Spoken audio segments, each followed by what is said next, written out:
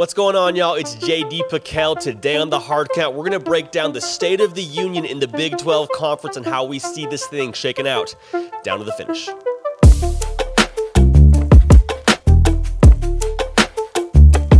Welcome into CFB with JD, the People's Channel for everything college football on YouTube.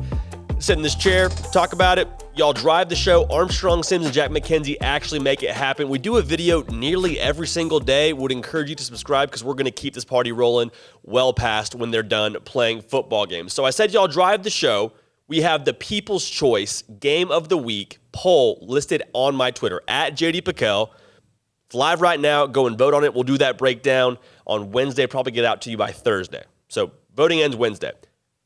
In the spirit of it being the People's Channel, the people, a lot of y'all, are Big 12 fans, so we're going to give y'all what you want and break down some Big 12 ball. Without further ado, Week 11 was a crazy one. Like, it was just absolutely bananas. College game day could have very well been at Oklahoma, Baylor. That's where we'll start. Baylor won this game 27-13 with a nice little field goal cherry on top. Dave Aranda says it was a tiebreaker. Probably is a tiebreaker, but it also probably felt a little bit good to do one of these to Oklahoma as they potentially will leave the Big 12 next year. Here's the takeaways that I have from this game. One, Baylor looks like probably the best two-loss team in the country. Now, don't quote me on that. I'm trying to think about whether two-loss teams there are, but Baylor doesn't control their own destiny, but I would take them against Oklahoma State or Oklahoma in a dogfight. I don't know if they win that game, but they'll be a dogfight. They'll hang with just about anybody in the Big 12, and they're in that upper tier for sure. The entire stat that can sum up this game is rushing yards, line of scrimmage. Okay, Oklahoma had 78, Baylor had 296. And that's how the Bears have operated all season long. No different with this game. Also just played elite defense. Like, they played absolutely elite defense and had the scheme and a half cooked up for Caleb Williams. And it felt like for Oklahoma, their old ways sort of caught up to them, right? Like we had seen in previous games, Oklahoma just have too much talent for anybody to hang with them for four quarters. They met their match schematically and also personnel-wise in this Baylor game. So for Caleb Williams, can he recoup? Can he bounce back from a tough loss in Waco? It's his first real, trial of his career, unless you want to count the Kansas game. How does he respond? Because they have everything in front of them still. I think a one-loss Oklahoma still gets in. Now, will they? We'll get to that in a little bit. But they still have everything they want to play for in front of them, in my opinion. They have Iowa State, and they go to Oklahoma State, and then assuming they win both of those, play for the conference. So a lot to be determined still in the conference, but this game really just turned the entire race on its head. Kansas at Texas was, for a lot of Big 12 fans, the creme de la creme of their Saturday. Kansas won the game 57-56, went for two in overtime to seal the deal. Guy who caught it was like his first offensive snap ever, is what we're saying, which absolutely blew my mind. Didn't even know how to celebrate, got absolutely clotheslined by his teammate. I digress. Kansas dominated this game from start to finish. Like, they were up 35-14 at one point against Texas. Oh, also, it was in Austin. Okay, it was in Austin. So the bottom line for me is Kansas is trending upward. I said it when Lance Leipold got hired. He is the right guy for this job. Now, it's going to take some time. I don't think they'll be making a bowl game next year. I don't know if it'll be the year after, but if you give Lance Leipold 3 years to get his guys on campus, they will have a new reputation in college football. I'm not saying they're going to win the Big 12. I'm not saying they are going to be a 10-win team, 8-win team every single year, but I do think that we will look at Kansas football very differently because of Lance Leipold, and we'll look back at that hire as a very, very positive one. On the flip side, Bo Davis, which I'm still a little bit peeved that we didn't get to a video about him last week, he should feel 1,000,000% validated after watching this game. The culture at Texas needs to go through a cleansing. It's not Steve Sarkisian's fault. I think Steve Sarkisian is doing the right thing by promoting this cleansing, by bringing in guys from Alabama like Bo Davis to perpetuate this, to make himself a catalyst for the cleansing. He said today, I wouldn't be surprised if we had 33 new guys on our roster next year. Saying essentially, hey, if there's turnover, there's turnover. I expect there to be turnover because we want winners. To make matters worse, Bijan Robinson, done for the year. It was interesting. After the Oklahoma game, after the Baylor game, really, there was a lot of ways that their season could have gone. And that's what I was looking at. Hey, culture-wise, does Texas respond to losing and find a way to get up off the mat and keep fighting? And this Kansas game is very much evidence that the culture is sour. Joshua Moore's transfer is evidence the culture is sour. The culture has been sour. And to be honest, I think Texas is kind of reaping what they sow here. Like, you recruit for social media branding, for guys to go to the league. Like, everybody does that to go to the league. But Texas has really made an emphasis on recruiting guys with tactics that I don't know I would be excited to recruit with, if that makes sense.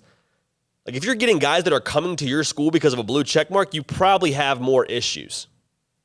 You know what I'm saying? Like, if you're recruiting guys because you're telling them they can up their image if they come to Texas and be in Austin and NIL stuff and this, that, and the other. USC's doing the exact same thing. Look at how that's working out for them. Ask Clay Helton how that's working out for them. Now, again, I think Sark is going to turn the tide there, but I think Texas needs to look at how they're recruited and just reevaluate their culture as a whole, because it's going through a 180 and for good measure, for good reason. Iowa State at Texas Tech. Texas Tech won this game 41-38 on a 62-yard field goal. Not a lot to take away from this besides the fact that Iowa State is now out of the Big 12 race. Matt Campbell, I kind of shrugged my shoulders a little bit as to how much he'll be talked about in coaching carousel circles.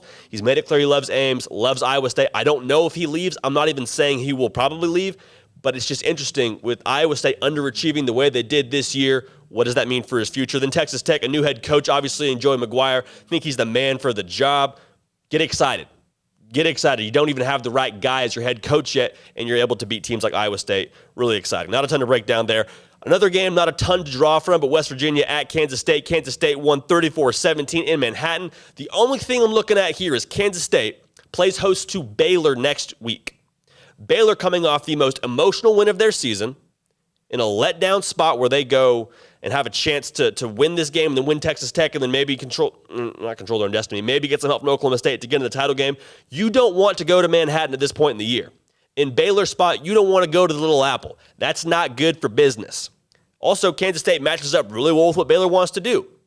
So I'm watching that game very closely. Feel a little bit nervous if I'm rooting for the Bears in this one, okay? That's all I'm going to say. You don't want to draw Kansas State late in the year. We said it before the season even started. They're probably not going to win the conference, and that's held true, but they're going to have a chance to spoil the party for somebody. That somebody could be Baylor. Keep an eye on that one.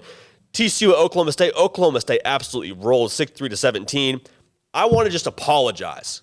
I want to apologize profusely to Oklahoma State fans. I did not believe that your Cowboys were going to be this good. Even 3-4 weeks into the year when y'all were sitting undefeated, I did not think they had the juice like this. Credit Spencer Sanders. He has matured immensely. He has done a phenomenal job, 68% completion percentage. He has been the reason why they are able to be competitive.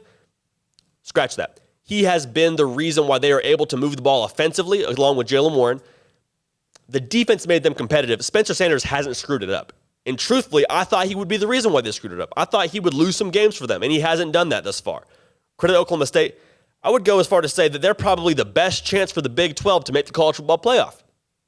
After what we saw Oklahoma do, or what they didn't do, Oklahoma State should feel really confident about their chances to make the college football playoff. So how do we see this thing shaking out down the road? Just what I said right now. I think Oklahoma State, if I were to guess at that game today, I'm not picking it right now, but if I were to guess today about Bedlam, you got problems at OU, especially in the run game. You average 2.8 yards a carry. It's not getting any easier with Oklahoma State's defense. If you can't run the ball at Oklahoma, your quarterback's proven he's got his own set of problems. So we'll see how that shakes out. I mentioned Kansas State and Baylor. That game is going to be interesting. I feel confident enough that Baylor can win out, and then you're going to get a Baylor-Oklahoma State title game, which will be a lot of fun. Be a lot of fun. Be a nice little rematch. I don't expect a lot of points to be scored in that game. I'm not going to pick it right now, but it should be an absolute dogfight because I think you'll see both those teams. And that's interesting because a week ago, I was saying Oklahoma's got all the firepower in the world and has all the ability in the world to make the college football playoff. They still do, but I don't like the way that they match up with Oklahoma State. If they drew Baylor again, honestly, I don't know exactly how that would work out, so I apologize if that's not exactly the scenario that could happen. But if they drew Baylor again, I don't think they'd beat Baylor, honestly, because they're just not, quite honestly, physical enough, and they can't withstand the run game on defense. So that's where you're at. So that's the week in the Big 12. That's how we see things shaking out. On Wednesday, after the CFP rankings come out, we're going to do CFP with JD, and we'll get through that. And Oklahoma will have a different spot on that list as well. That's it for us here at The Hard Count. Again, a video comes out nearly every single day. Subscribe. Follow me on Twitter at JD Piquel. Vote on the game of the week. We're going to keep this party rolling. We will see y'all next time.